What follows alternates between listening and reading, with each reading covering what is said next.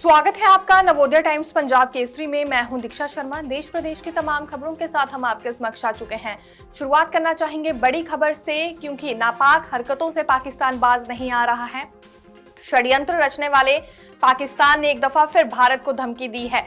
पाकिस्तान के रक्षा मंत्री ख्वाजा हाफिज ने यह कहा है कि यदि भारत फ्लैग फॉल्स ऑपरेशन करता है, यानी कि छिपकर हमला करता है, तो इस बार संघर्ष सीमा तक जारी नहीं रहेगा, बल्कि पाकिस्तान भारत के घर में घुसकर हमला करेगा। और इतना ही नहीं, इस बार कोलकाता तक पाकिस्तान ने हमला करने की धमकी दी है।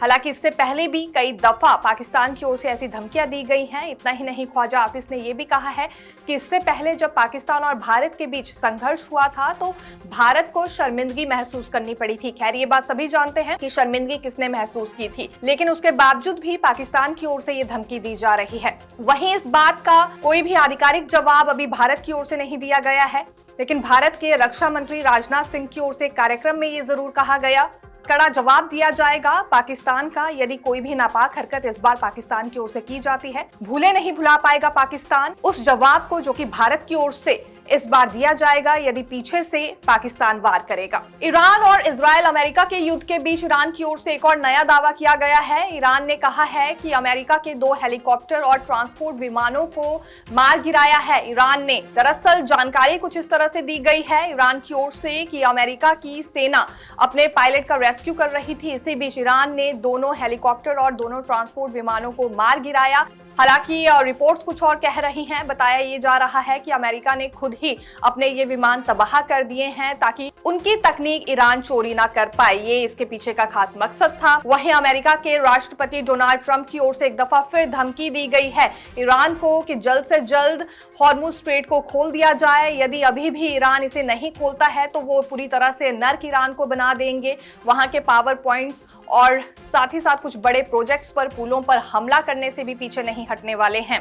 ये बात डोनाल्ड ट्रंप की ओर से कही गई है। अब जल्दी ही वो बड़ा एक्शन लेने वाले हैं अगर ईरान की ओर से हॉर्मुज स्ट्रेट को नहीं खोला जाएगा। और दूसरी तरफ ईरान है जो कि पीछे हटने को अब तैयार नहीं है। हालांकि पहले दावा ये ईरान की ओर से किया जा रहा था कि वो चर्चा करने के लिए तैयार है, लेकिन जब से डोनाल्ड ट्रंप ने ये शर्त रखी है कि जल्द से जल्द हॉर्मुज स्ट्रेट को खोला जाए, उसके बाद ईरान भी कहीं ना कहीं इतराता हुआ नजर आ रहा है।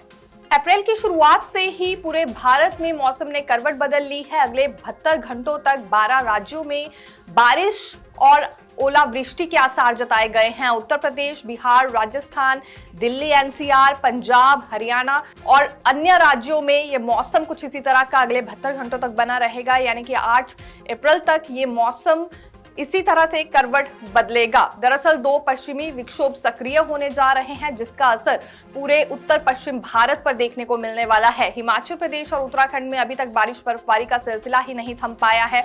ये अप्रैल का महीना शुरू हो गया है। और राजस्थान की बात करें तो वहां तो इस वक्त तपती गर्मी महसूस की जाती थी, लेकिन देखा जा सकता है कि तपती गर्मी को महसूस करना काफी दूर की बात है। वहां पर किसानों की फसल बारिश के चलते बर्बाद हो गई है और अगले 2 दिन भी ये बारिश का कहर बंद नहीं होने वाला है। जब तक पश्चिमी विक्षोभ सक्रिय होगा तब तक हालात यही बने रहेंगे। आईएमडी की ओर से यही अलर्ट जारी किया गया है। इसके अतिरिक्त उत्तर प्रदेश, बिहार और राजस्थान में अगले 2 दिन काफी भारी रहने वाले हैं। सावधानी बरतने के लिए कहा गया है। दिल्ली एनसीआर में भी बूंदाबांदी हो सकती है और तूफान चलने के आसार भी जताए गए हैं।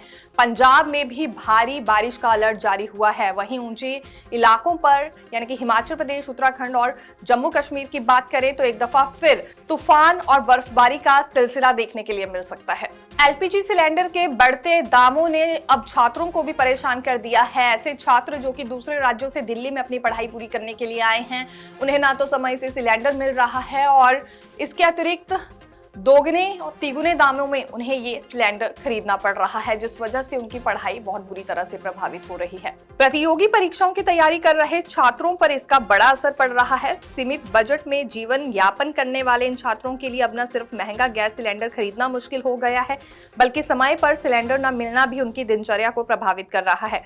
मुखर्जी नगर, कटवारिया सराय, लक्ष्मी नगर और साकेत समेत कई इलाकों में रहने वाले छात्र सिलेंडर की बढ़ती कीमतों से परेशान हैं। यूपीएससी और एसएससी अभ्यर्थियों के अनुसार बुकिंग के बाद भी सिलेंडर 5 से 7 दिन की देरी से मिल रहा है। ऐसे में उन्हें या तो महंगे दामों पर प्राइवेट सप्लायर से सिलेंडर लेना पड़ रहा है या फिर अस्थायी विकल्पों पर निर्भर होना पड़ रहा है। देखते रहिए नवोदय टाइम्स पंजाब केसरी। मैं दीक्षा शर्मा, धन्यवाद।